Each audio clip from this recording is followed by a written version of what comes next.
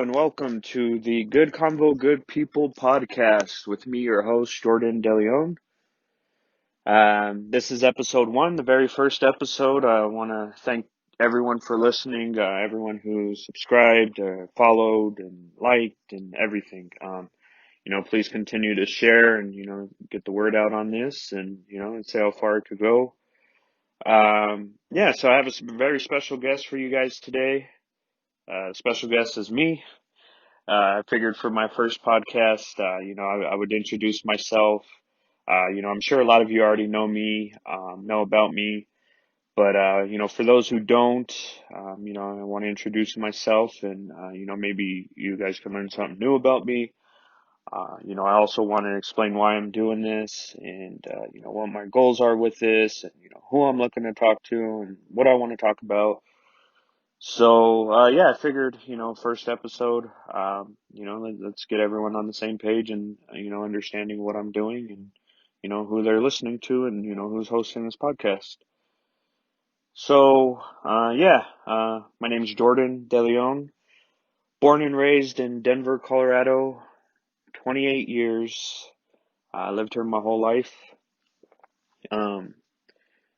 Didn't actually leave the state of Colorado until I was 18, 19 years old. I always joked that that I was like in the Truman Show.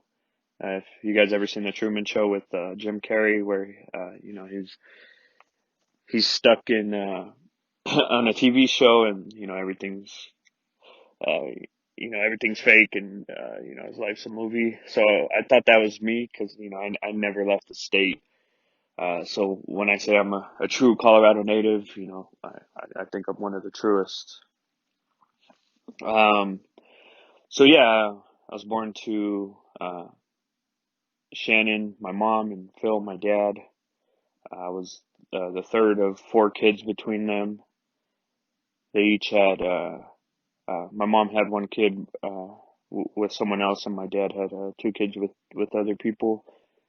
But there's four of us that are have the same parents. I lived with my mom up until I was about 2 years old, and um, all four of us were separated from her. My father uh, he was on vacations, is the best way to put it. So when I was separated from my mom, uh, I went with my grandma.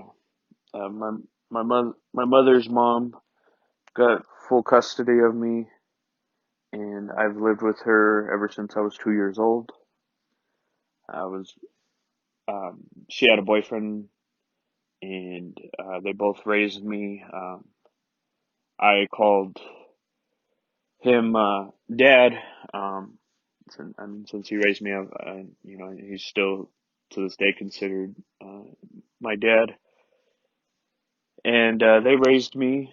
Um, I grew up in the Westwood neighborhood.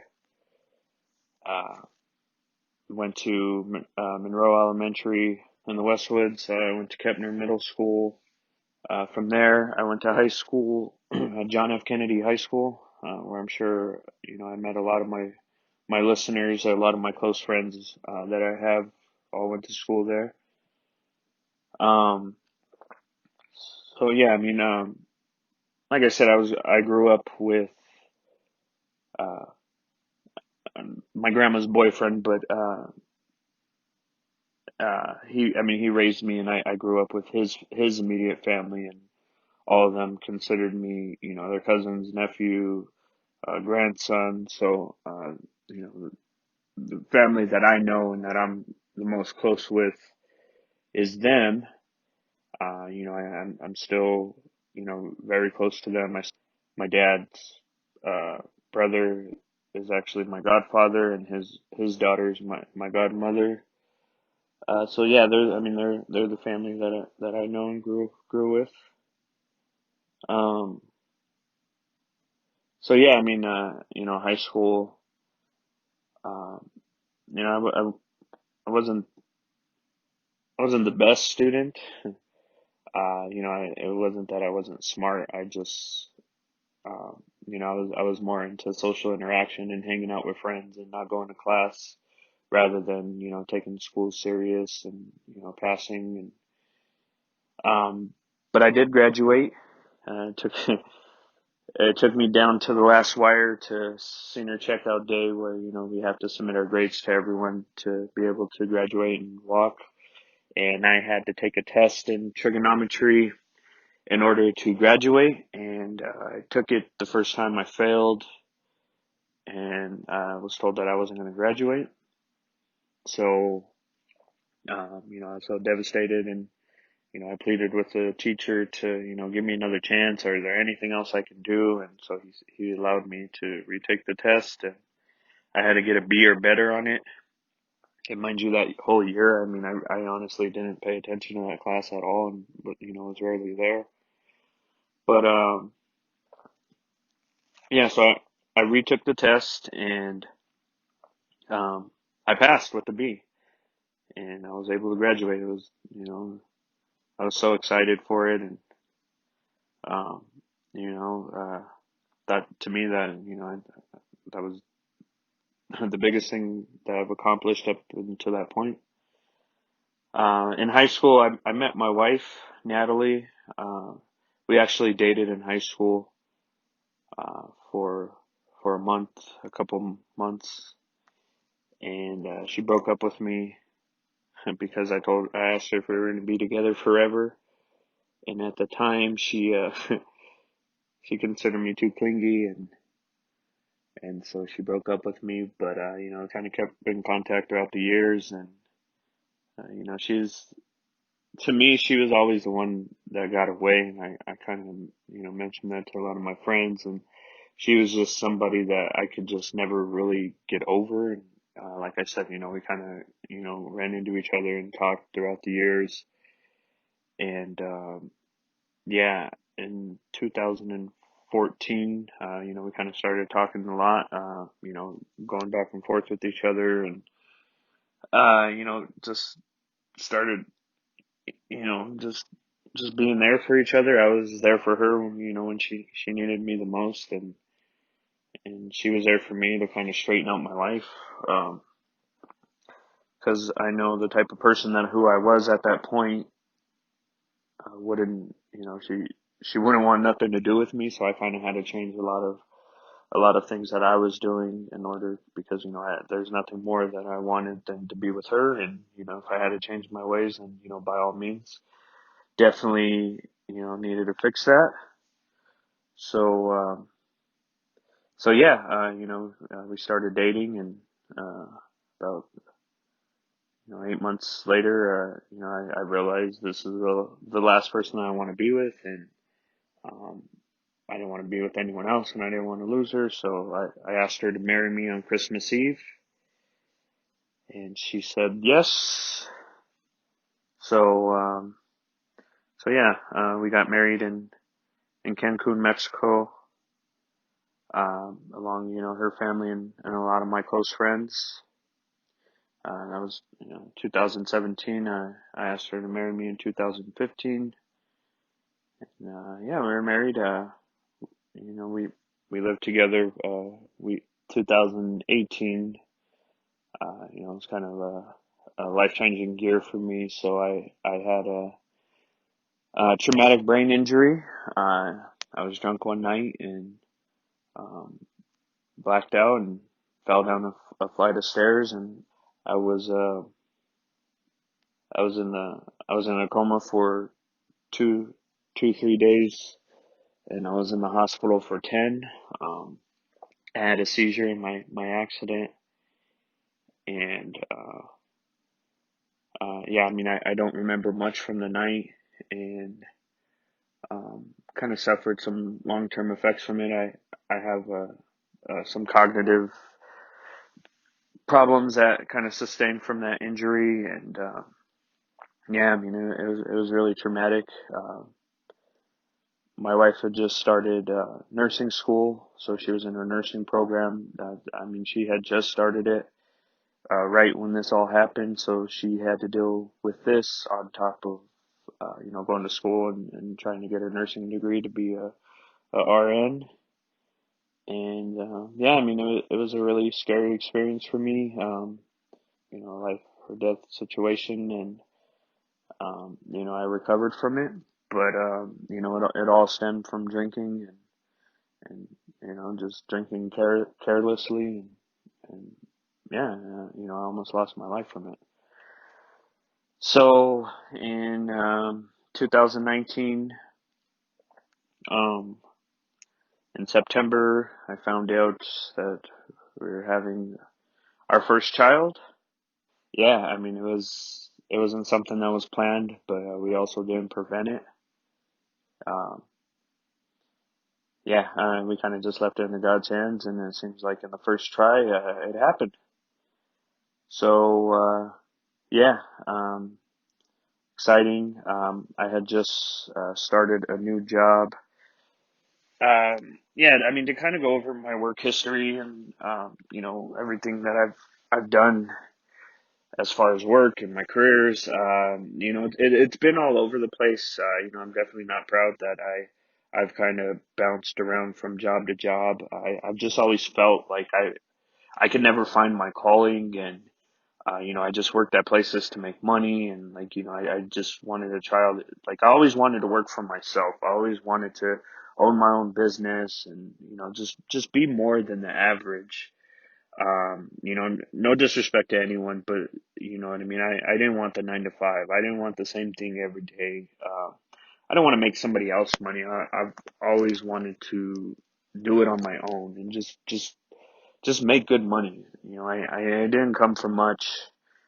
Um, like my grandmother raised me, uh, and I didn't have the best of everything, but I still had good things.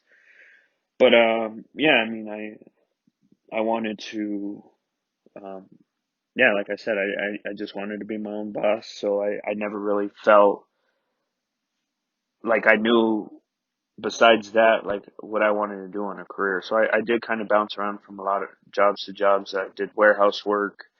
I've done a ton of sales work, and I felt that's kind of where I strive the most because I'm so easy to talk to people, and it just comes so natural to me. I don't get shy, and I'm easily able to strike up a conversation and build rapport. And I love the commission aspect of sales. You make money off of products that you sell, and so I like that. And I think after my accident, I kind of even before then, I was looking into real estate investing. I think I ran across a video on Facebook and just like how to become a millionaire. I think I've like searched how to become a millionaire, and the biggest thing that always came up was real estate, like real estate investing, buying, flipping houses, owning properties, rental properties, things like that.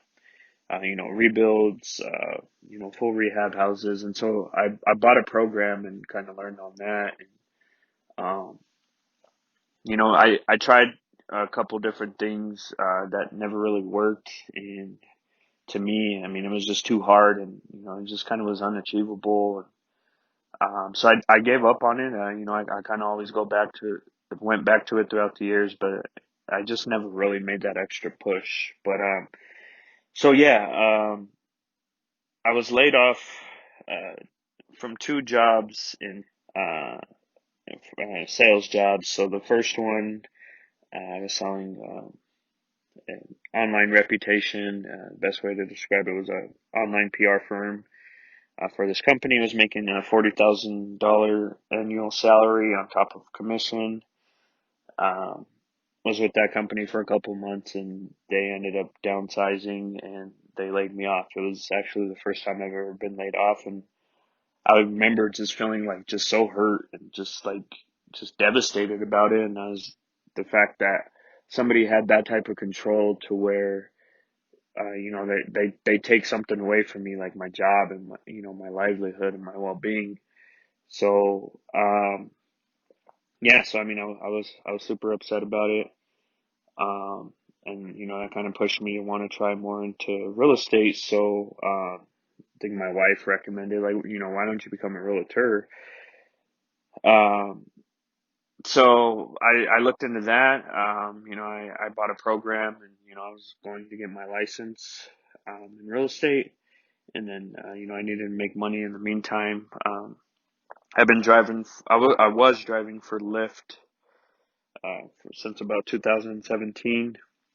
I've done full time driving. Where that's the only work that I was doing. I put a ton of miles on my car. I think I bought my car with like 40,000 miles and ended up with like 120,000 miles within the matter of 2 years.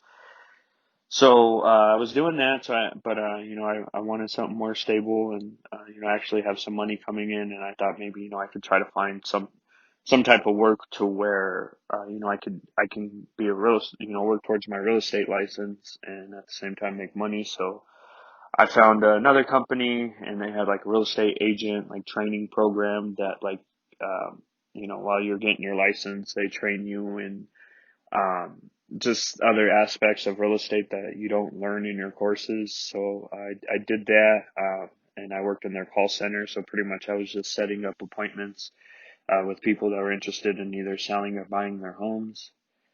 Um, so I did that for a couple months, and then again, same conversation. They called me into their office, tell me they're downsizing the company, and unfortunately, I was going to be the one to let go. That happening in the matter of 3 months just was just so discouraging to me, and I didn't know where to go. I didn't know what to do. I kind of just gave up on real estate and just was like, you know what, like maybe this just isn't for me. It's too hard. And I had a couple of buddies that worked at um, a brewery here in Golden, Colorado. I'm sure all of you are aware of, but I'm not going to say the name. Yeah, so I mean, I had a couple of friends that worked there. They were doing great. They were pulling in six figures. They were buying homes. They were making good money. And I was just like, a friend of mine that was working there, just having conversations with him about the work. And, before that, he was trying to get me to go there for, since kind of he started there. But they worked nights, and I was like super against nights. I was like, that's my whole life. I'm never going to see anyone. It's going to be rough. And I was against it. But then I think I got to, that point of getting laid off my second job. And I was just in the same year. So I was like, you know what? Like, let me sacrifice, 10 years of my life. I'll make good money at this company. I'll pay all my debt off. Me and my wife could buy a house.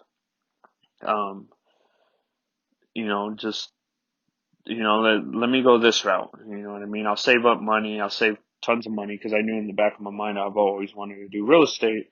So I was like, all right, let me do this for 10 years, save a ton of money. And the biggest issue that I was running into with real estate investing is having capital. So the best way, you're going to succeed. And, there's all these programs that tell you, you don't need money to do this.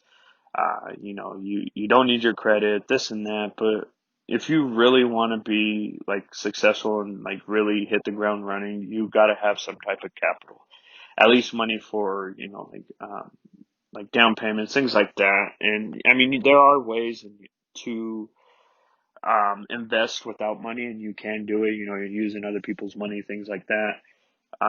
But and I'm sure I could have did it if I actually, really buckled down and gave it my all. But to me, just the easiest way was to have my own money. So I was like, all right, I'll go work for this company. I'll get everything set now. We'll buy our house, pay off my debt, and I'll just start saving all the money I can. So I decided to go to, warehouse work, drive a forklift. I've had previous forklift experience. Just get my foot in the door. And the way this company works is, uh, it's a temp to hire. So the biggest way for you to get in is you have to be a temp.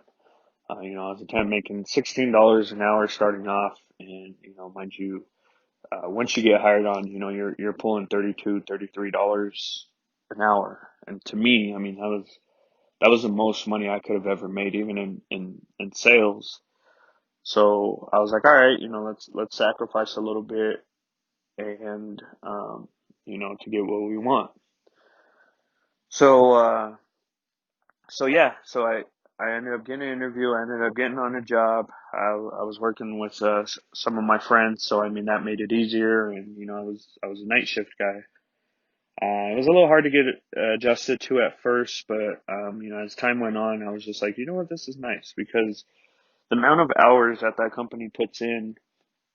Um, I mean, sometimes guys are working 7 days a week, and they're working 12-hour shifts within that time. So I mean, it was a ton of work. Like it wasn't hard work. It was just a ton of hours.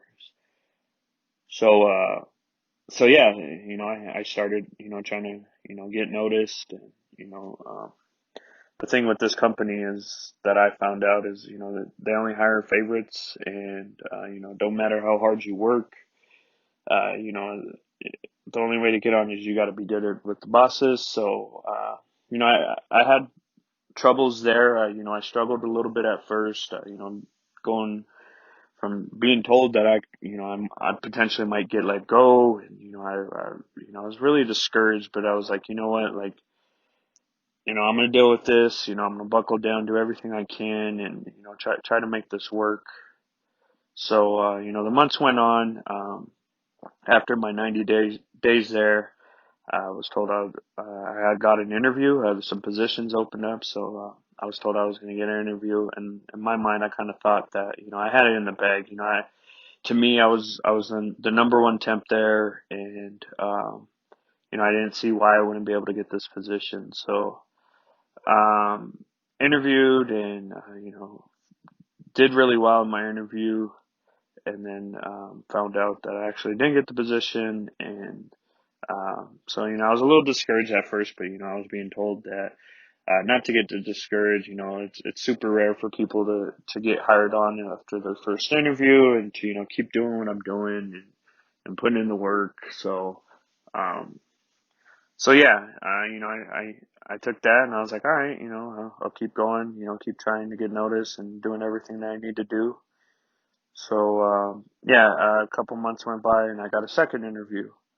Everyone was telling me, this one's yours. The first one, it wasn't meant for you, but you've been noticed. You're the top temp, and this should be in the bag for you. So I went in fully confident in my interview, did well in my interview, and ended up finding out that after the fact that I interviewed, that I didn't get the position, to where I thought for sure it was mine, and it wasn't. So I was super pissed about it. Mind you, this is when the pandemic hit. So this is March of 2020. So going to work, and just being completely um, going into imagine where you were when you first heard about a pandemic. The pandemic. I was Me and a lot of guys at the work were joking about it, and we didn't take it serious, and we didn't think it was that serious. And, we were saying it's the flu is worse than this, and it's blown out of proportion. I didn't think we were going to get shut down, things like that. Um, but yeah, so then March hit, and that's when they locked down the state and the country, and you know what I mean. And at the same time, my my wife's pregnant, and she's you know what I mean? We're trying to go to doctor appointments, some appointments I couldn't even go, and like you know what I mean. We kind of missed out on a lot due to the pandemic. Like we drive by baby shower, and we did get to do the gender reveal. The baby shower, I think, was the biggest thing. We did do a drive by one that our friends threw for us, which was nice, but I mean, we never got to experience uh, full on baby shower with all of our friends and family, and the games and all that cool stuff. We also didn't get to do maternity photos, just because at that time people weren't even allowed to go outside in public parks and things like that. So a lot was taken away from us. On top of that, I found out after my second interview that I didn't get the position, and they gave it to somebody else who I felt that I deserved it more than them, and I put in more more work than they did, and I was a better worker than them. So I was super discouraged, and I just thought, like, you know what I mean? Like why am I doing this? I'm not getting the recognition that I need and deserve. So why am I even doing this? So I was gonna quit, but decided, I'll hang in there. I'll give it a couple more months. If nothing happens, I'm gonna leave. So um, after the interviews, one of the full-time employees, he ended up getting fired, and so that opened up a position.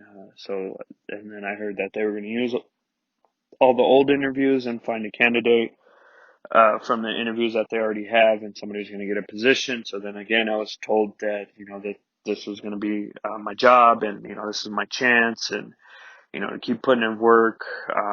So I guess how I reacted after finding out that I wasn't getting the position led me to get this one.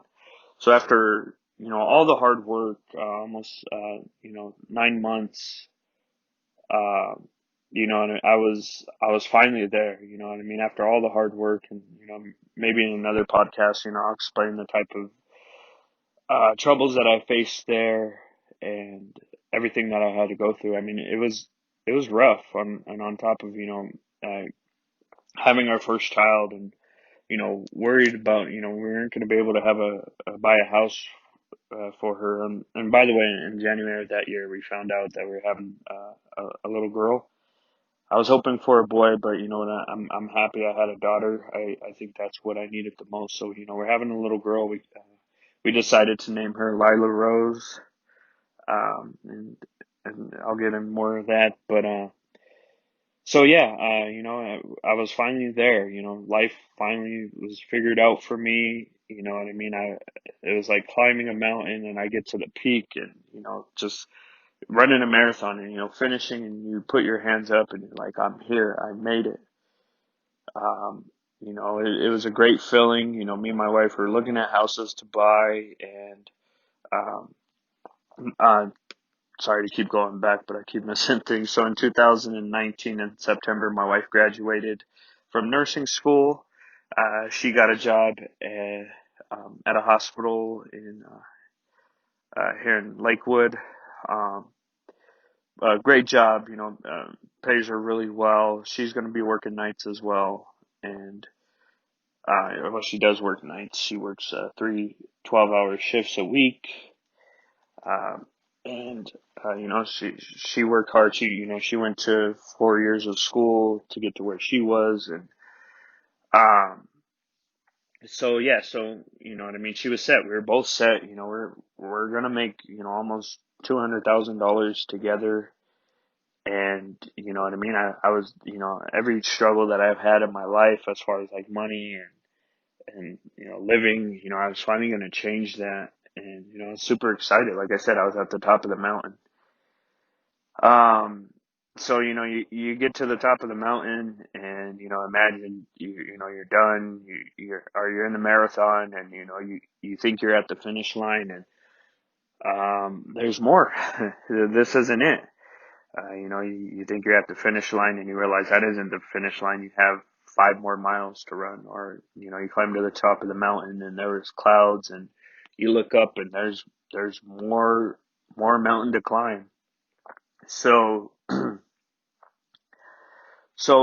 yeah, so I mean, I got the position. I'm filling out all my paperwork, and then a background check comes up. Mind you, I've never been in trouble in my life. Minus like speeding tickets and uh, just speeding tickets and traffic infractions. I've lost my license a couple of times, just due to points and not paying fines and things like that. But I've never been in any type of criminal trouble.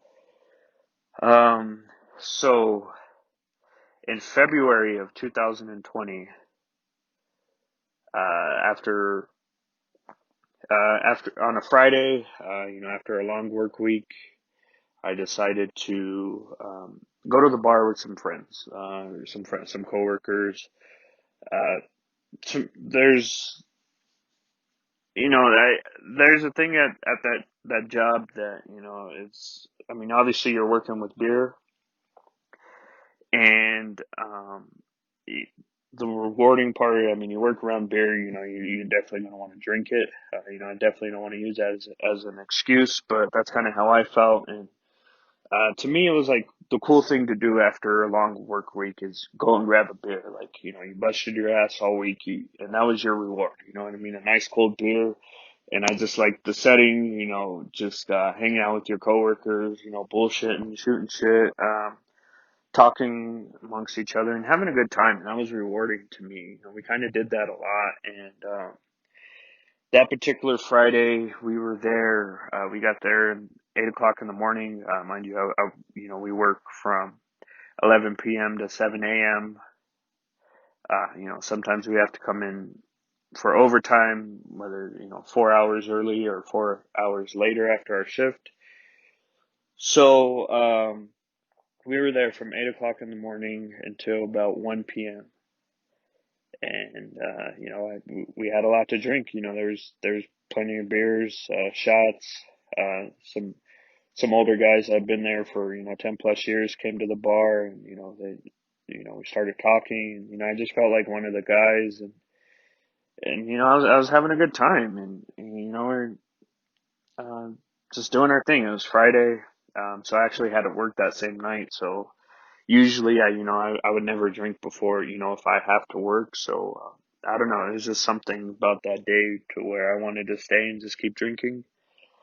So about 1 o'clock rolls around, and everyone's had enough. They decided to go home, and I was pretty drunk, so um, I'm fine with my wife because I was supposed to go home and let our dog out, and right when I got off of work, and I decided to stick around. So I finally decided to leave. I ordered a Lyft because I knew I had way too much to drink, and uh, so I ordered the Lyft, and I remember it canceled on me, and I remember just for whatever reason just being so irritated about it, and I was just like, you know what, like fuck this. Um, I've drove I've drove before like this. I'm gonna be fine.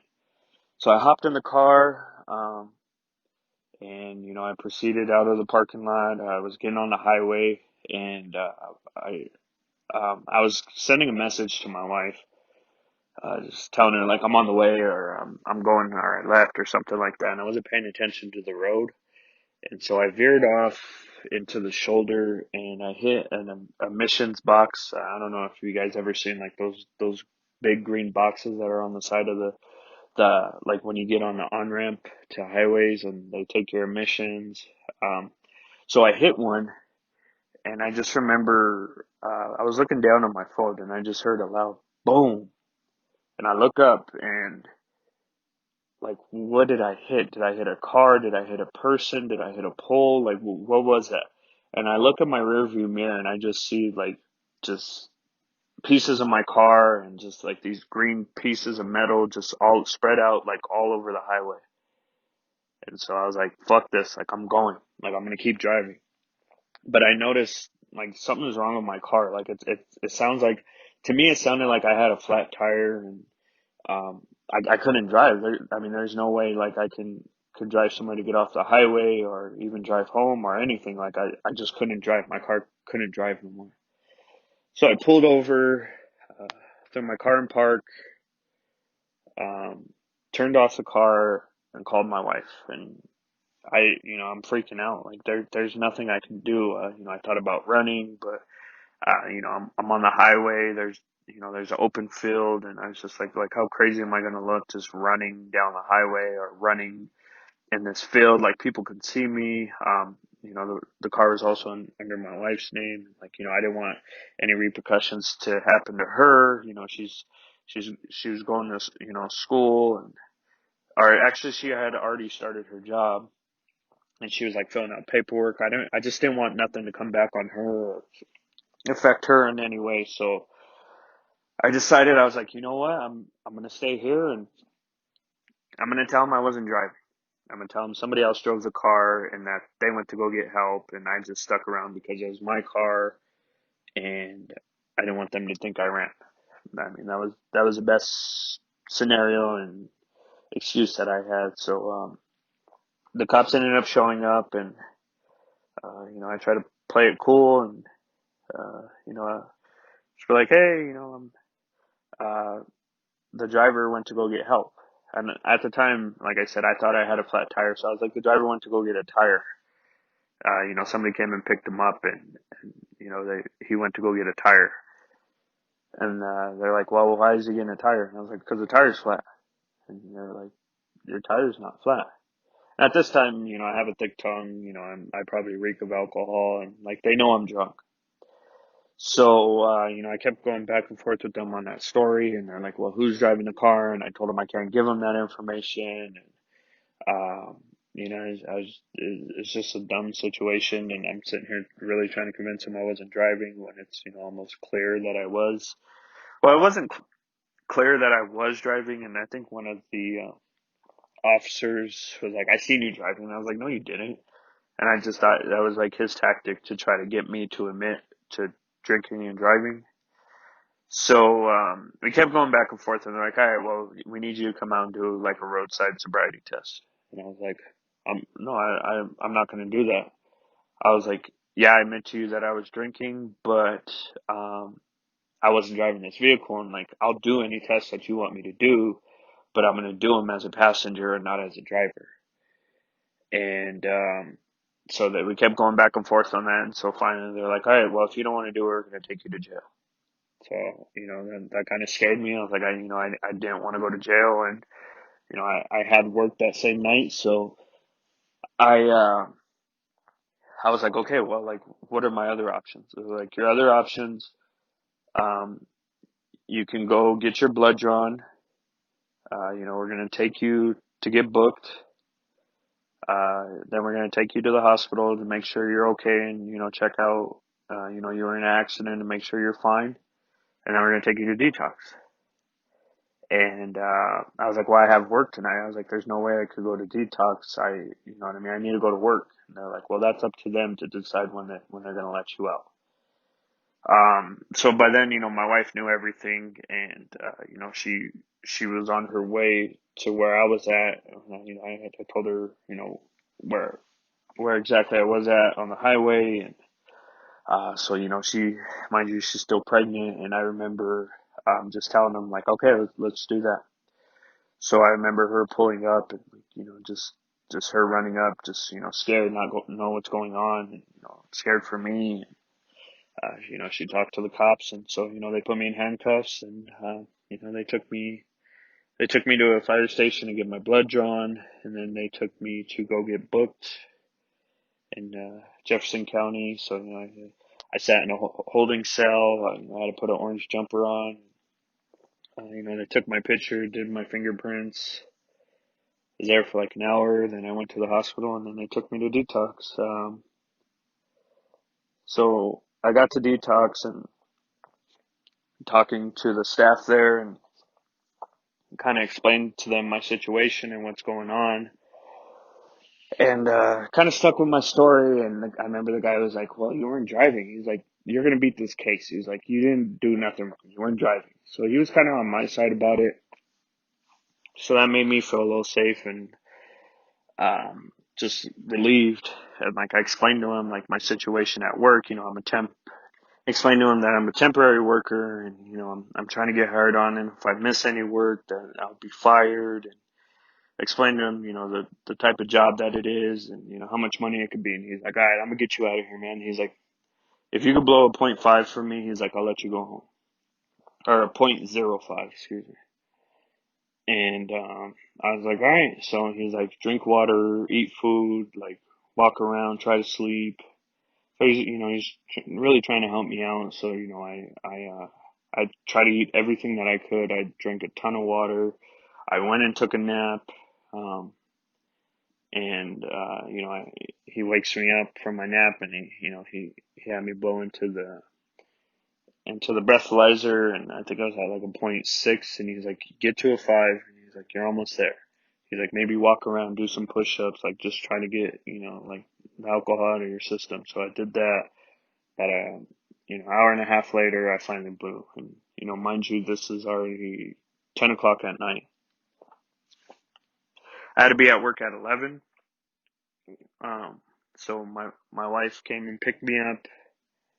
I remember when she picked me up, like I just broke down, like just crying. Like I just felt like just so ashamed and embarrassed. And, I was just so hurt, and I was just like I blew everything. Like I ruined everything. Like, you know what I mean? Like to me, that was the end of the world. Like it was like a DUI. It was just like a death sentence, and like I was worried about my job and not being able to get hired on, and like losing my license, and just all these thoughts. And I also felt like so bad for my daughter that like this is her dad, like you know what I mean, like a drunk who got a DUI and lost everything. So I just remember just breaking down like soon as I seen her, and like her just sticking by my side and telling me like, hey, everything's gonna be okay, like we're gonna get through this together, like Lila needs you, and just everything. And like I just felt so low. And so I went home. I didn't even get a nap. I jumped in the shower, put on my clothes, and she took me to work.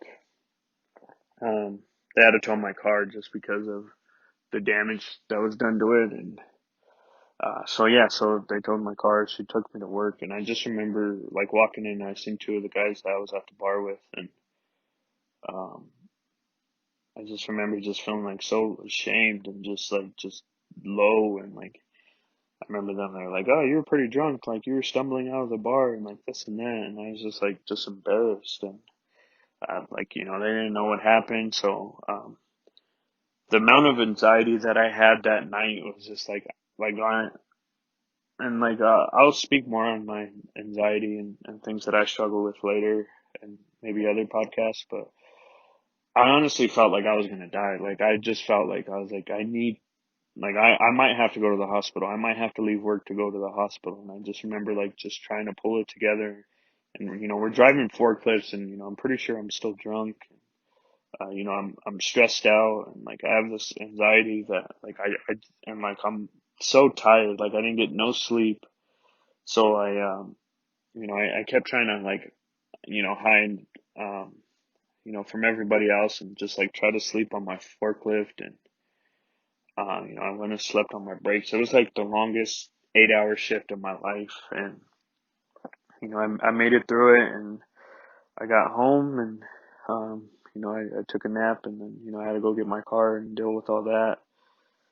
Um, I decided to hire a lawyer because, I figured maybe the lawyer could get me off of this. My biggest concern was just losing this job.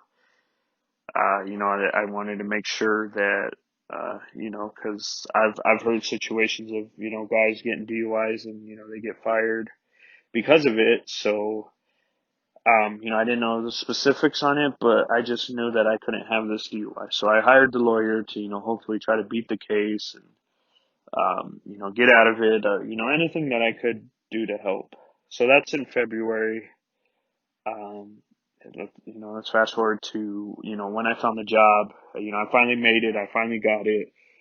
I'm going through all the paperwork process, and, here comes the background. So I'm like stressing out about this. I was like, they're going to see this. And I knew a DUI there is a death sentence. Like you're done. So, my hiring process took about 2 weeks. There's guys that I got hired on with are already beginning, their orientation. And my thing's just prolonging. And, and I know like supervisors and people are telling me like, we don't know what's going on with your situation. Like your thing's taking long. And then on my wife's anniversary, me and my wife's anniversary, I didn't work. We were celebrating. I think we had a glass of wine. Um, and oh, actually, I'm skipping the biggest part. But so in May 19th of 2020, um, I'm sleeping. I'm home from work. My I'm dead sleep, and I wake up to the Find My iPhone app going off, and it's beeping. So that day, my wife, she went to a doctor's appointment, and we're thinking nothing of it. Our daughter is due at the end of May, and she was just going to her checkup, and it's just another appointment that I couldn't go to, so I was sleeping, and then find my iPhone like alarm goes off, and so like I finally wake up and I check my phone, and I have like 15 missed calls from my wife, and text messages saying call me, call me, call me. So like I'm freaking out, like I have no idea what's going on. So I call her, and she tells me if it's time, and I was like, time for what? And she's like, they're inducing me. And I'm like half asleep, and I'm like, wait, what? Like, like what's going on? Like, huh? Like, she's like, yeah, they're inducing me. And she's like, the baby's coming. And so, we had our bag ready. Luckily, we already had it packed. I had to take our dog Belle to her mom's, and um, I mean, I'm like running all over the place. I'm trying to get ready, make sure we have everything, and make sure, we take the trash out, and just all these little things that we had to do, to get ready to have the baby is all like thrown on us. So I had to go take our dog to my wife's mother's house, and I'm telling everyone it's time, and then her car is at her doctor's appointment, and or at the hospital, so we gotta get somebody to pick the car up and take it, so make sure the car seat's ready and all these things. Meanwhile, I'm still half asleep, so I get to the hospital. um I'm like, what's going on? So I guess I'll let my wife get into the specifics, but pretty much they were saying she was done being pregnant. Like they had to induce the baby. Like they had to make things happen. The baby's coming. So it was kind of a surprise, definitely, but it was a forced surprise. So yeah, so they started giving her all the proper medications and everything to get her ready to induce her. So we're there on the 19th. They give her epidural, and about 11 o'clock, they she starts pushing, and we start all that process, and 1 in the afternoon, we had the baby. Our baby was born.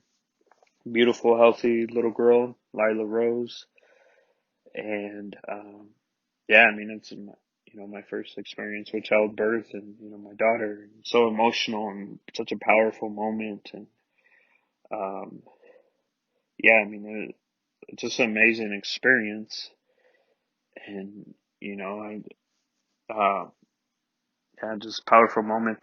There's something that happened after the labor, and uh, I plan on having my wife on the podcast, and we'll discuss more, but.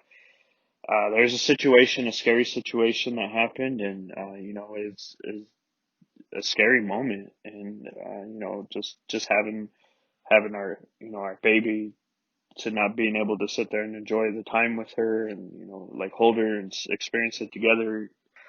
Being alone with her for about an hour while they took my wife out, such a scary experience. But thank God she's everything's okay now, and we're fine. And so, our little girl's here. My wife comes back, and she gets to spend time with her. And, we're in the hospital for about 3 days, and then we got to take her home. I got a week off of work to spend time with her, and, help my wife. Such a beautiful experience. I mean, like, it's definitely, the highlight of my life is having, our baby. So sorry I keep bouncing back from stories and, different events. Like I said, this is raw and unscripted, and, no editing, just as real as it gets. So, all right. So back to, this is June, the first week of June. And, went through all the hiring process. Like I said, my, uh, they're taking forever on my hiring process. Nobody knew why. And, guys that got hired on, they're already starting their orientation. And so I'm kind of just sitting there in the dark. In the back of my mind, I kind of knew what it was, but I wasn't 100% sure, and it was the background check. So my background check ended up coming back, and I ended up, so it was our anniversary, which is June 8th. Um, and,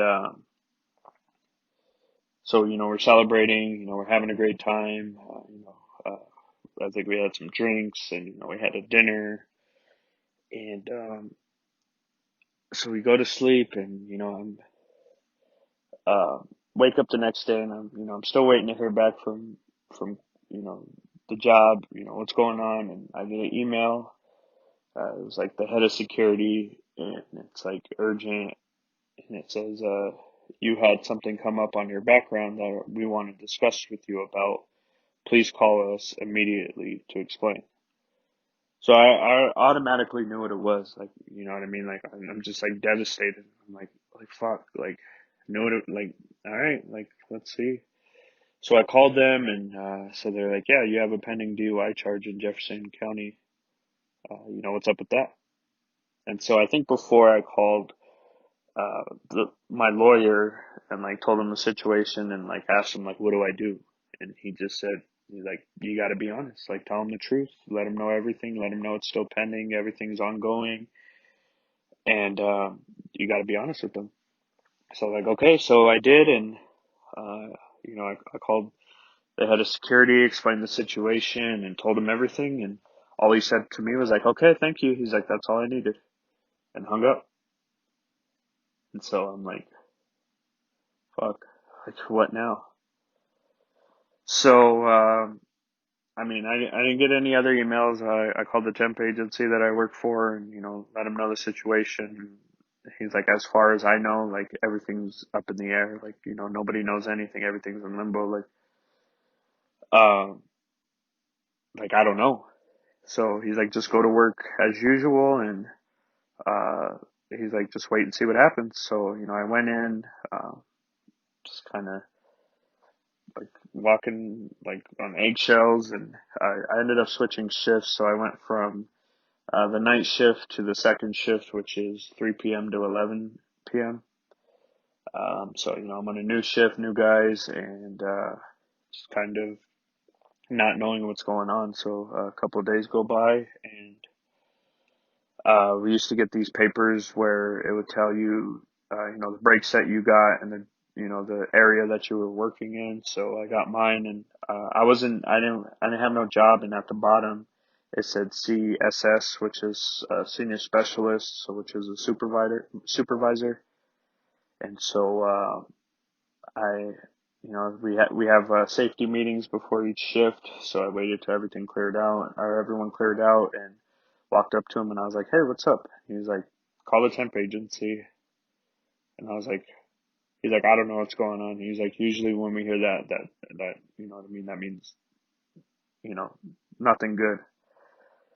So I was like, all right. So I left the building and went to my car and called the temp agency, and,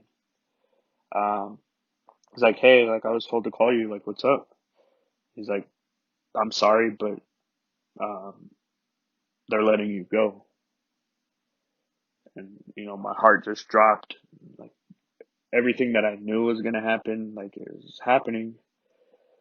And, I was like, are you serious? And he's like, yeah. He's like, so if you would have had this charge before, like when you applied, you wouldn't have got hired on. So since it happened there, they're treating it like as if like there's a no alcohol offense policy, like no alcohol offense tolerance policy. So anything to do with alcohol, you're immediately fired. And he's like, and if you had this before, you wouldn't even have had the job. So unfortunately, they have to let you go. And I just like, is there anything I can do? Like, is there anything you can do? Like, you know what I mean? I need this job. Like, we just had our baby. Like, you know what I mean? Like, what's going on? Like, you help me. And he's like, unfortunately, it's out of my hands. And he's like, and there's nothing we can do. Like, I'm sorry. Like, this is just the rules. So after all that hard work, after all the stress, after everything, you know what I mean? Like that, it was taken away from me. Um, my world came like crashing down, and kind of back in the same positions of where like, yeah, to where a company's controlling my destiny. And you know what I mean, just the amount of money, everything that I had planned and set up was just taken away from me. So, you know, I called my wife and let her know what happened. And you know what I mean, obviously I've been discussing with her since the situation happened. And you know, we kind of expected it. And so now it's like now what? So she's like, just come home, like come home to us, and we'll figure it out. You know, we'll get through it together. So you know, um, I wasn't, you know, and didn't know what I was gonna do, didn't know where I was gonna go, but like I just remember being like I can't keep letting companies do this to me. Like even though you know it's the you know what happened at this place was 100% my fault. You know what I mean? I was in the wrong, and you know what I mean. I deserve you know all the repercussions that come with that. So, but the fact that, you know what I mean, like I was fired, like, you know what I mean, like one company or one person controls your financial situation. It's just, I was just tired of it. And so like, um, my mindset was like, okay, let's turn this negative into a positive. Let's look at the brighter side of things. Like, being optimistic about it. You know, like the glass half full or half empty, however the saying goes. Like, um, and I was a firm believer in everything happens for a reason, and God has a plan for you. Like little situations like this lead you into the direction that you're supposed to go. And like even though you know everything happens for a reason, like at the time you may not understand exactly what the reasoning is, and it might hurt, and you know it might suck, but like that happens to lead you down a different path of where you're supposed to go. And so that's how I looked at it. So I was like, okay, like maybe that's a sign that this job wasn't for me. You know, I wasn't super excited about it. It was a ton of hours. I had to work a shitty shift. You know, I was gonna miss out on time with my daughter, and you know, I was gonna have to work all this time, and I wasn't gonna see my wife, and like, you know, that really bothered me. So whereas, you know, like yeah, I lost out on making, you know, six figures a year, um, to being able to have time to spend with my wife and my daughter, with my newborn. And I was like, you know what? Like,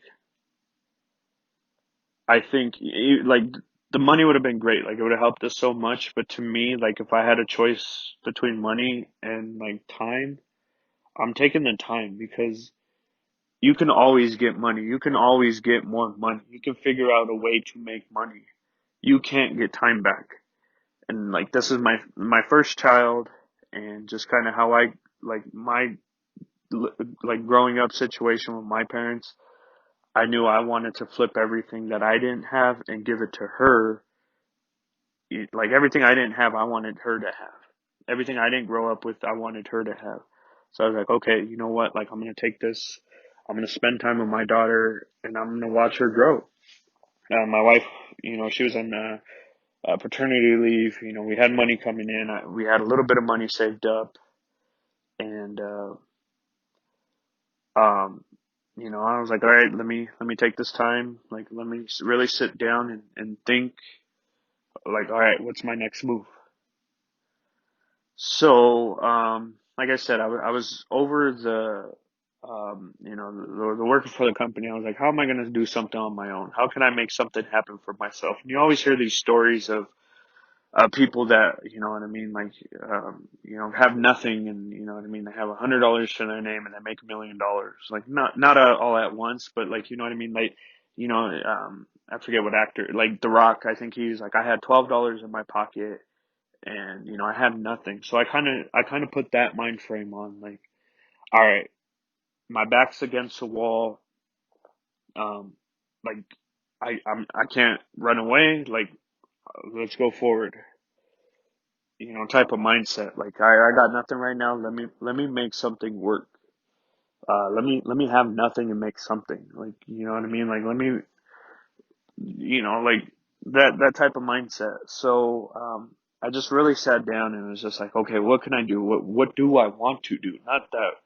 That's, I think, was the biggest thing, was like, okay, like, let me do something for myself, but what is it? I just don't want to do anything. Like, I don't want to be miserable doing it. Like, I took it as a sign. Like, what can I do to move forward? So, I went back to real estate and was like, all right, let me try to get this. So I bought a couple programs. I started trying to, do some marketing and, watching these videos and like just trying to do everything I can. Cause to me, that was the quickest way to make the most money. So I started that.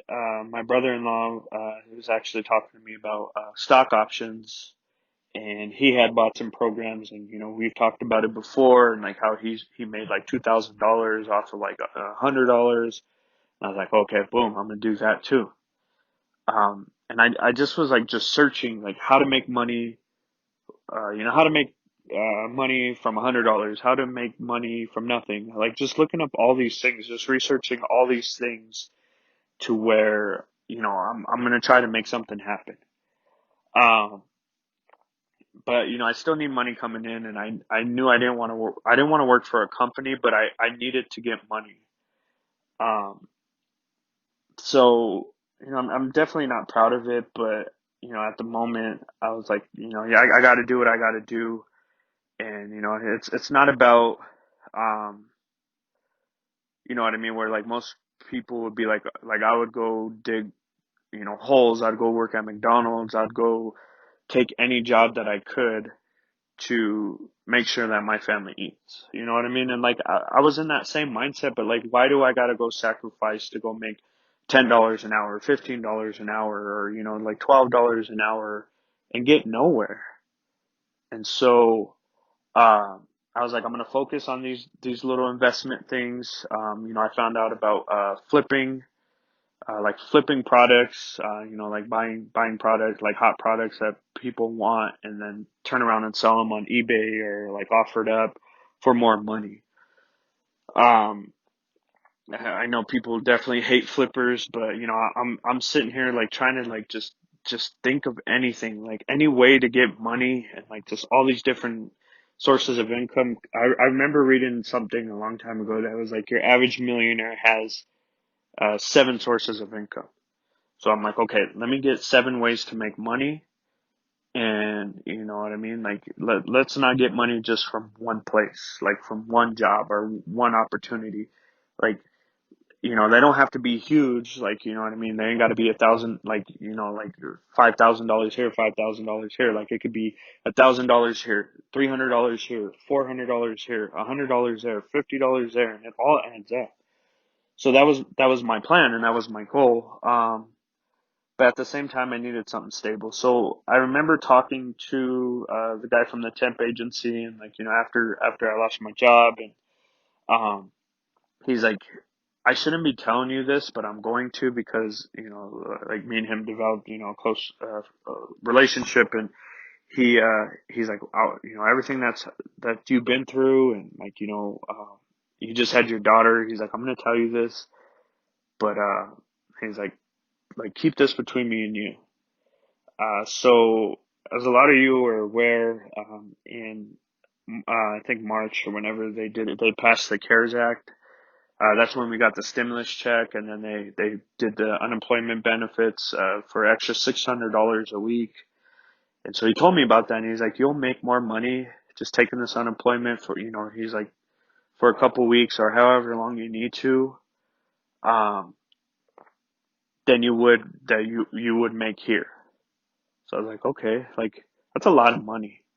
And, I definitely wasn't proud to sit there and, like say I'm going to go on unemployment, because to me, like unemployment was, to me, how I took it, and I'm sure a lot of people do, is like unemployment's for people who don't want to work, that just want to be lazy, that just want to sit at home, sit on the couch and do nothing and just sit here and take a check from the government. And so that's what associated that to me. And I was like, I'm not going to do that. Like no, like you know what I mean. I'd rather go without. But then you know what I mean. Bills still needed to get paid, and um, you know what I mean. We needed money coming in. So I mean, I think it was like $900 a week. Um, yeah, almost $1,000 a week, uh, that I would be getting on unemployment. I looked into it and I kind of like did the calculator and everything, and they told me so I'd get, $1,000 a week. And I was like, God, like, you know what I could do with $1,000 a week? Like, my goal was to take that money, invest it, and flip it. Like, I'll just need to be on unemployment for a month, and then I'll go from there. Like, and then I'll get off it, and that's it. So that was my goal. Like, all right, I'm gonna jump on here, get these two checks, get where I need to go, and then boom, I'm done. So as I mentioned, I was looking into stocks. My brother-in-law had some courses that he found, and so I was studying them, and I was studying how to do stocks, and I downloaded the Robinhood app, and I was like, all right, I'm gonna put $1,000 into here, and let me flip it. Excuse me, and let me flip it. So I did good at first. I fully didn't understand stocks, so it was kind of foolish of what I was doing, because I remember I was in this group, this stock group, where they discuss options and give plays, and just educate and all this. And people would always complain like, oh, I lost this money, like I put $1,000 and I lost it like nothing.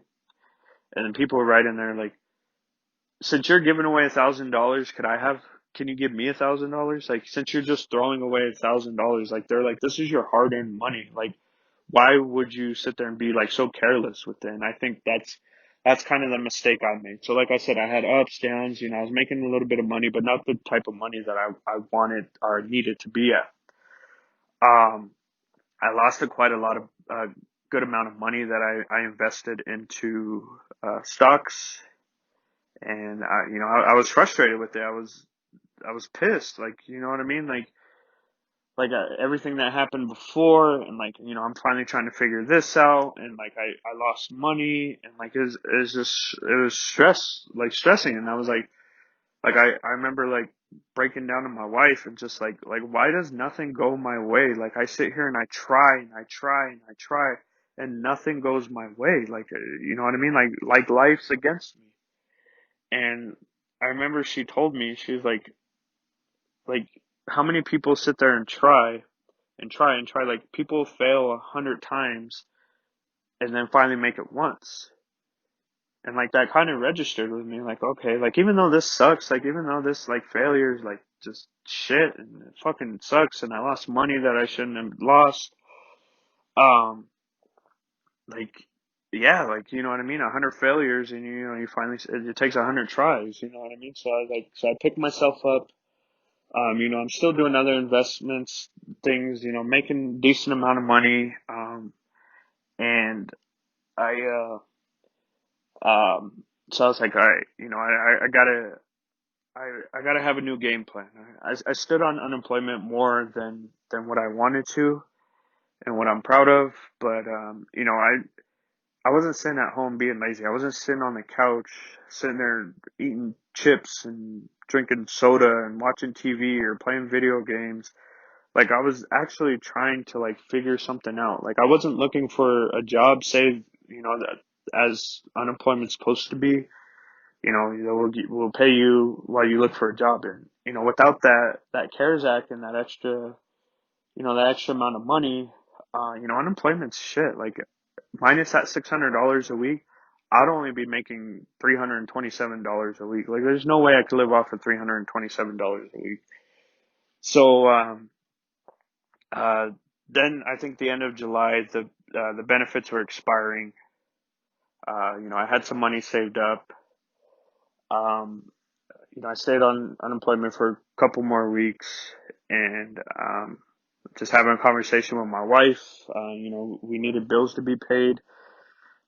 She still wanted to buy a house, and um, we'll discuss that too. But you know what I mean. It was time to kind of like accept reality and be like, okay, like maybe I'll go back to work. I couldn't sit there and make $327 a week. And, a lot of the money I had invested, a lot of it was gone. I had enough to survive for, a month or two. Um, so I was like, all right, well, let me get back into the workforce. Let me try to find a sales job or a warehouse job, and let me do that.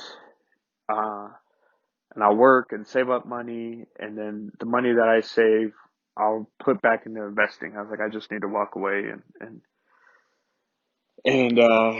just support my family. So in August, I applied for a couple places. I ended up accepting a job. They make circuit boards for the military. Super easy job. It's pretty much an assembly job. Like, I just load this machine with circuit boards. They don't pay the best, but they also don't pay shit. Making more than minimum wage. And let me do that. Let me build up again what I'm trying to do as far as investing and working for myself. And let's go this route. It's another fork in the road. It's, you know what I mean. It's another, you know what I mean. I got to go down a different road now. And it doesn't mean I'm gonna stop traveling, but I just got to go a different way. I got to go a different direction. So yeah, I've been there for a couple months, trying to pay off some debt and trying to save money to invest again. Um, Another biggest thing that I left down this time, so after I lost my job, I the biggest thing was, okay, so what was I doing wrong? What did I do to put myself in that position to lose this opportunity? Okay, and it was drinking. I don't want to say I had a drinking problem, but I was borderline to have a drinking problem.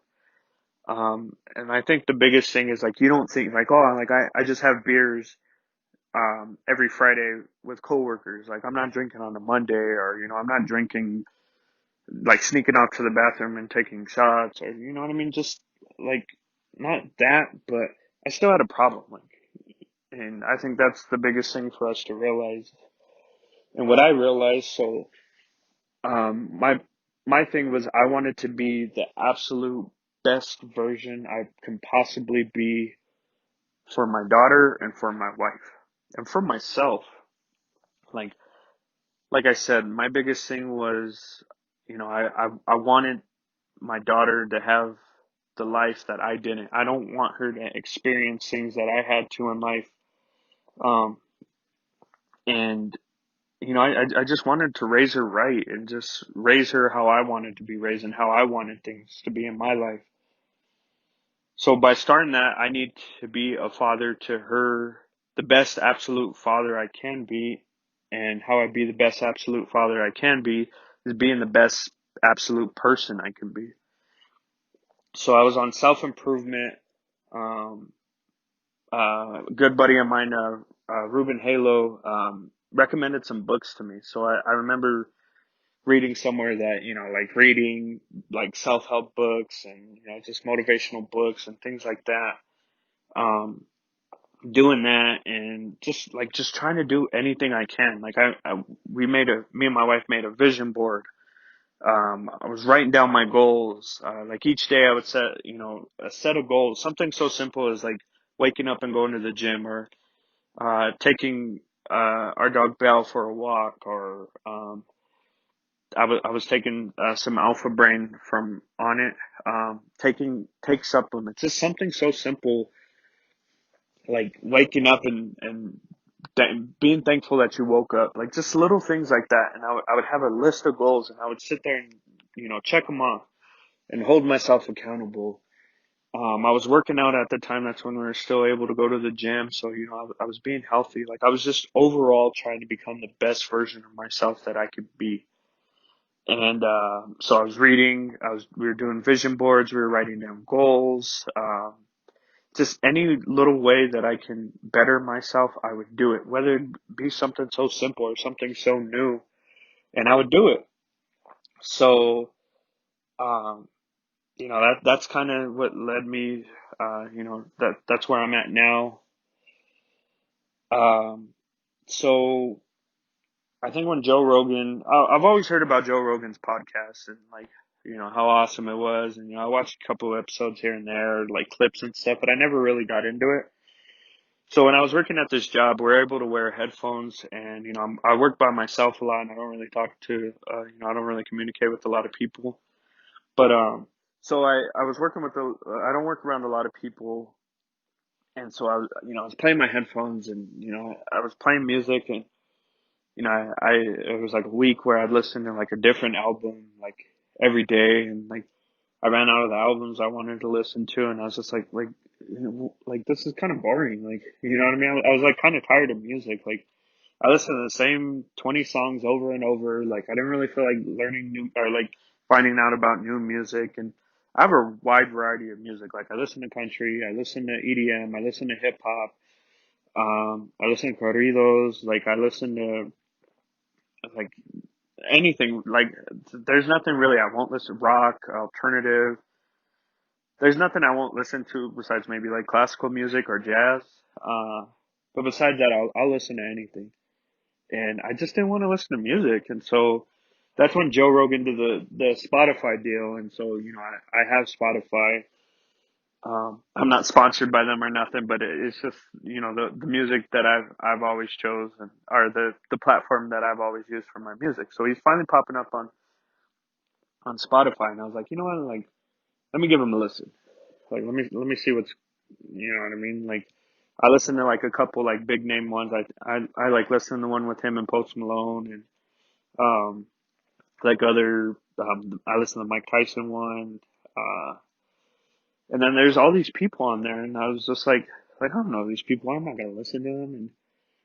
And I kind of went through all the ones like I wanted to listen to, and uh, I was like, you know what? Like, I'm trying to have an open mind. That's another thing that I've tried to develop in this time, is just having an open mind to everything, and trying new things and things that take me out of my comfort zone. So I was like, all right, the first one that came up, I pushed play. Like, all right, let's see what this one is. I want to say it was the one with Willie D and the Ghetto Boys. And like kind of listen to his story and things that he's been through, and just a lot of stuff like just kind of like inspired me, and like things that he was talking about kind of like pushed me towards trying new things. And I was like, oh, okay, I learned a lot from this. The next one was with John Mackey, the CEO of Whole Foods, and he's sitting here talking about the whole food diet, and eating cutting out processed food and eating plant based, and all this. And I just learned so much, and I was like, you know what, like I want to eat healthy, like you know what I mean, I want to cut out processed food. Like sitting here listening to like all the diseases and just like heart diseases and like being obese and just everything negative that comes with processed food. I was like, like I want to be healthy now. And it like inspired me to like sit here and like, I got the whole food diet book. I rented it from the library, read into that, and like listening to that podcast was like inspired me to start wanting to eat better. Like we've always tried diets, me and my wife, like we did the keto diet, um, did low carbs. We've tried all these different types of diets, counting calories, all this shit, and we always fell off of it. But this time I was like, you know what? Like, I want to stick with this just because of everything that I learned from that podcast, of like how just simply watching what you eat, and like eating whole foods and good food and not processed, like fatty, just bullshit, like will just affect you, like your health. And like, I mean, I've always heard that everyone knows that you eat healthy or be healthy. But just listening to that podcast and hearing him talk about it kind of just inspired me. I listened to another podcast. I forget who he is, but he's like a professor at Yale. He was talking about like the pandemic and like how to build your immune system. And so I'm like listening to all these podcasts, and like every podcast that I listened to of his, like I had a new inspiration. Like I learned something new from each one of his podcasts, and like just bettered myself. And like the Matthew McConaughey podcast, like his outlook on life. And I'm just every time I listen, like I listened to probably, God, like I want to say 20 of his podcasts in a row, like every day. Like I was just listening and listening, and like it was just so inspiring. And I was just like just listening to two people have a conversation, like that, like so powerful and just could be so helpful. And like I was just kind of like sitting there, and like what if I had a podcast? Like like who would I talk to? Like what, you know what I mean? Like what would I talk about? Or and I just kind of like play these like just like these moments in my head where like I'm sitting down having a conversation. I was like, well, I don't know nobody famous, and you know what I mean? Like nobody will like it, and you know what I mean? I was like kind of discouraging myself, but I was like wait a minute. I know certain individuals that are entrepreneurs. Um, I know people that are starting their own businesses. I know people that have a great outlook on life. I know people, and they're people personal to me. They're friends, they're family, they're acquaintances. You know what I mean? And so like I know people, and I could talk to them, record it, and then put it on a podcast, kind of like how Joe Rogan does. And I always kind of went back on it because I was like, I don't want to copy Joe Rogan. Like to me, that wasn't like authentic. Like copy his whole style of doing everything. But then I was like, well, like I'm not Joe Rogan. Like I view things differently than Joe Rogan does, and you know my guests viewed like you know what I mean. And so I was like yeah, I might you know mimic certain things that he does in his podcast or the direction that he goes with it, but it's all different. And he always put in there, he's like, I tell everyone to start a podcast. Like, just start a podcast. Like, you know, obviously, like, you know, there's going to be some things that people like aren't going to be attracted to or like want to draw attention to. But I think with me, like, how I got inspired by just simply listening to a podcast made me want to inspire others. Like having conversations, like, there's, I have a long list of people that I want to talk to and just bring them on here, and like they're normal people, like you know they're not known on a like a celebrity level, or like they're not athletes, or they're not um like they're local here in Denver, you know what I mean? Like for example, my friend Ruben Halo, you know he's actually, like I said, he's the one who recommended a lot of books to me, and we had a conversation at the gym one time, and just like his mindset, like we have the same mindset as far as wanting to do something for ourselves, and like you know being self-made, and like I know he had said that he's doing he became a real estate agent because he wants to get into real estate, and he knew that being real estate is the best way to develop wealth. And if I'm screwing up exactly what he said, something along those lines, that real estate is going to take him to where he wants to go. And like he just has such a strong mindset, and how he views things, and how he thinks. Like I was just like, I remember thinking back to our conversation that we had at the gym. I was like if people heard this, like you know what I mean, like it'd be so motivational. So and there's other people too, like my barber. I mean, everyone knows Capo. Like if you talk to Capo, like everything that he's done and his mindset and the way he does things, like it's so inspirational. Like people need to hear these conversations. People need to know these people, and just because they're not these celebrities, or they're not well known, or you know they're not on a this high level to where have this platform. I want to do that for them, and like we could start like small. We could start with my inner circle, expand to my family, expand to their friends, and just have like a ripple effect, and like you know like a spider web. Like okay, so like my inner circle, my family, and my friends, and then my friends' family, and then their friends, and then my friends. You know what I'm trying to get at here. Like it just spread out, and that's my ultimate goal with this is just like bringing positivity, and just I wanted to do that for people what Joe Rogan's podcast did to me. Like just inspired me, like oh okay, like eating healthy. Um you know, like I have some of these entrepreneurs on my podcast, and I'll be like, oh okay, like I've been wanting to do this business, but I've always like I couldn't do it, but like since they did, and how they inspired, like oh I can do this now. You know what I mean? That's what I'm trying to get with all this. And I'm not doing this to make money. Eventually, I'd love to get that Joe Rogan Spotify deal, but that's not my focus right now. My focus is putting out content, um, getting the word out, getting listeners and followers. That's what I want. I want to inspire people. I want to motivate people. I want to like educate people. Like I said, I want to share personal experiences and personal stories of like people. Like obviously, we don't want to get in too depth to something where they're not comfortable expressing or putting their business out there. But maybe tell a situation and how they handled it, and then maybe somebody's going through that situation now, and they're like, oh, okay, that's how I can go with that. That's my biggest thing with this. It's not to make money. I'm still trying to do things as far as an investing aspect, and that's those are separate from this. But right now, like I just want to spread positivity. I want to spread good vibes. Like I want to spread good stories. Like that's the name. Good convo, good people. I want to have good conversations with good people, and I have a long list of that.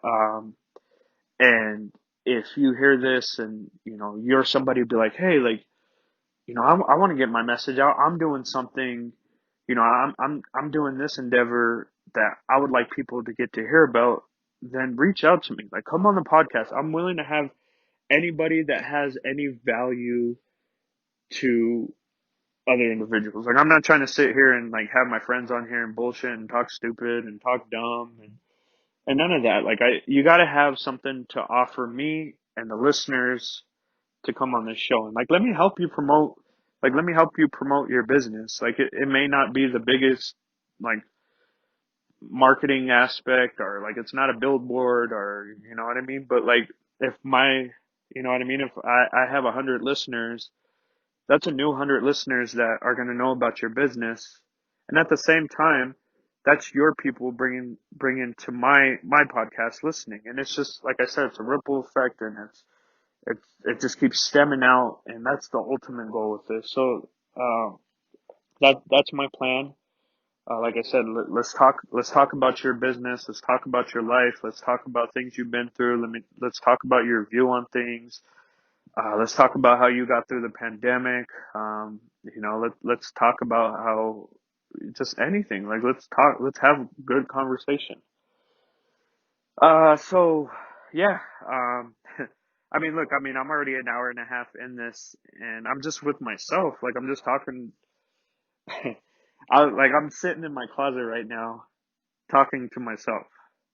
Not to myself, but I mean, obviously, I'm talking to you guys. But I'm sitting here on the floor, just talking, and like, look how much I got accomplished. And like, I didn't get in too depth with like how I can inspire and things I'm working on, and like eventually, I will get into that, but. I just wanted to give everyone an in-depth of what I'm doing and what I've been through and how I'm here and where I'm trying to go. Just I've held back on trying to um, tell people about my DUI. Like this is going to be new for a lot of people. Um, I've let people close to me know about it. I kept it a secret from people close to me just because I was so ashamed and embarrassed of it. I'm sure a lot of people don't know that I don't work at that place in Golden no more. Some of you do. I've told some people, and if you knew, you didn't know why. Uh, and maybe I shouldn't put myself out there like this, but I just want to let you know, like things can always be worse. You know what I mean? Like things that I've had to go through. They didn't kill me. Like as cliche, like whatever don't kill you makes you stronger, and it did. It did in fact. My situation with my DUI sucks now. I'm going to be so avid and spoken about not drinking and driving. Like I've always heard it, like it's not worth it. It costs so much money, and I've had people around me get DUIs, and like it never really registered to me, but like it finally did. Like not even the financial aspect of it, but the legal aspect of it. Like you could lose your freedom over this. Like I've lost my license. Like I have to have an interlock in my car for 2 years. Um, But on top of that, like I could have killed somebody. Like you know what I mean? I like you guys could be like reading about me in the news. You know, I veered off into the lane and killed a car full of a family with 3 kids, and like I can't live with that. And I think about that a lot, and it does set on my mind. Even though like this whole DUI situation sucks, like I understand why it sucks because they don't want people to keep doing this shit. And there's people that have 2, 3, 4, 5 DUIs and got to go do prison time. Like, I don't want to be that. And I think this helped too because it did help me a little bit with my drinking. Like I wouldn't consider myself an alcoholic, but maybe I had a problem.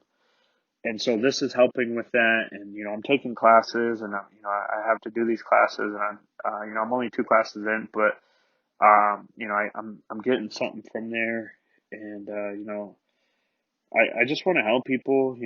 I wouldn't wish this on my worst enemy. Like these DUIs are no joke. Like it's not worth it. Like it fucking sucks. Like it's sucking a lot of money away from me that I could invest into other things and help better myself. But yeah,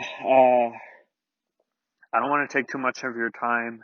I appreciate everyone that's listening, and I hope I got my message across of what I'm trying to do and my goal with this. I hope I inspire everyone in some way. I hope I motivate others and a couple of people reached out to me and let me know that they're doing podcasts as well. And like, I wasn't like, oh, great. Like, here we go. Or seeing it as competition. I'm like, that's awesome. Like, do it. Like we're not the same people. Like, we don't think the same. Like, we might have similar thoughts, but we're not the same. Like, uh, you know what I mean? The way you want to do your podcast is different from how I want. Like, let's all eat. Like, let's all eat together. And that's what I hope.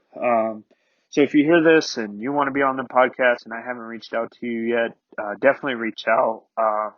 Like I said, I got a long list, of people, and my ultimate goal is to have, new content out at least once a week. I hope it's not too much, but I just want to stay in people's ears. I don't want to like have them wasting time or excuse me, like me wasting time. Put something out and then a month later and then people forget about it. Like I just want to stay relevant in everyone. And like I said, I got a ton of people that I want you to hear. I want to hear from. I want to talk to.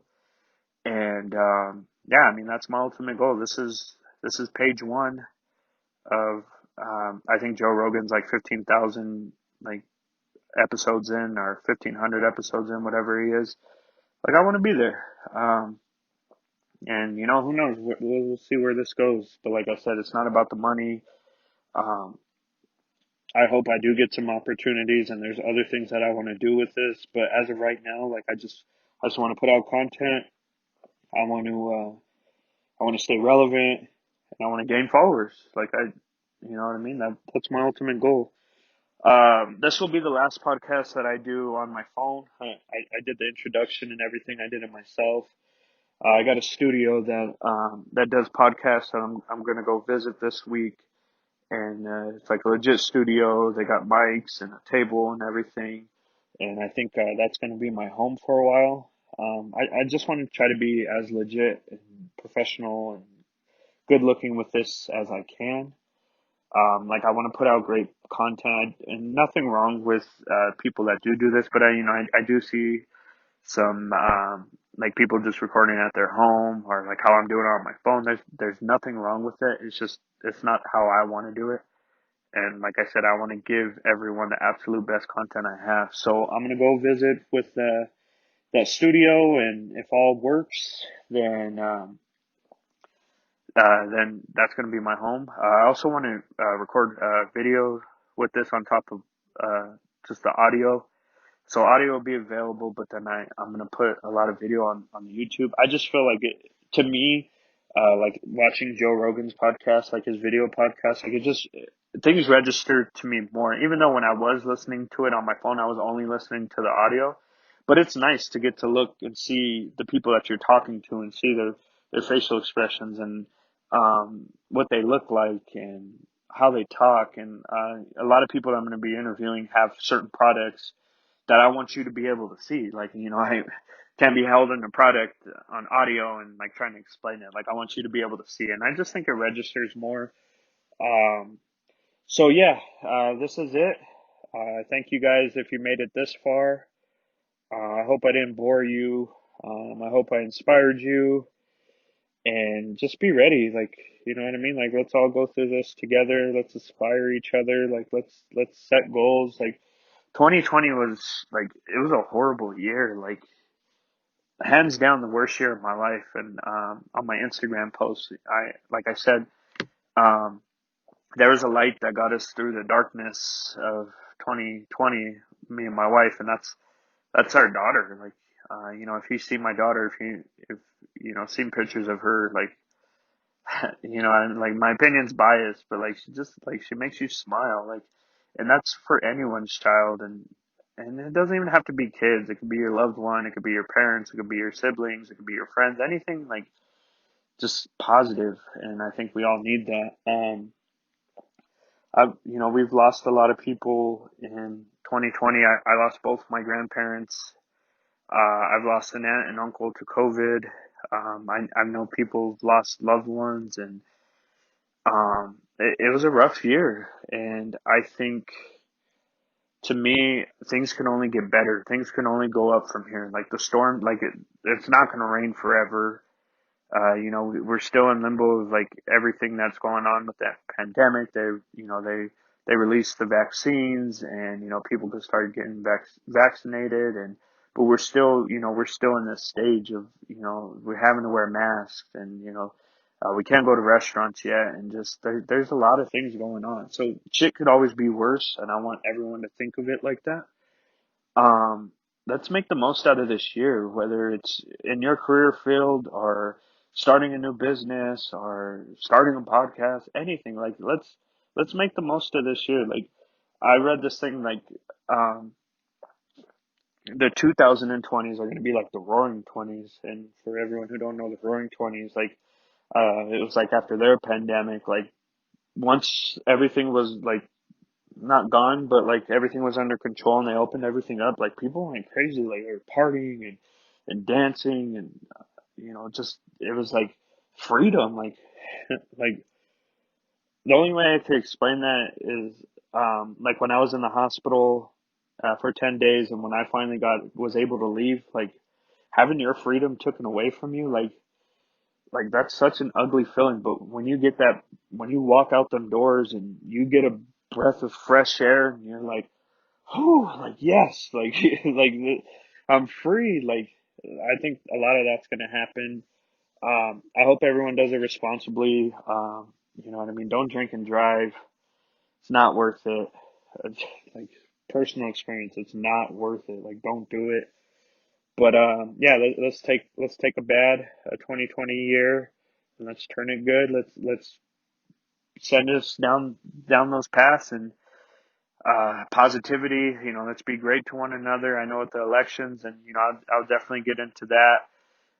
Just all the hate, and the Black Lives Matter movement, and the police brutality, and how people are being treated, how Black people are being treated, and like let's be positive. Like, let's be happy people. Let's, you know what I mean. Like, let's live good lives. Like, let's be nice to one each other. Let's be respectful. All that. Yeah. So that's it for now. Thank you guys for listening. I hope everyone made it this far, and I hope you take something from it. And like I said, I'm trying to have continuous content in your ear. Reaching out to everyone that I want to talk to, and we're gonna plan something. Thank you guys for listening again. Yeah, keep sharing, keep liking. I appreciate all of it, and let's make something happen out of this, and you guys be a part of something. Like, yeah, I was listening to a Good Convo, Good People podcast when I first came. All right, guys.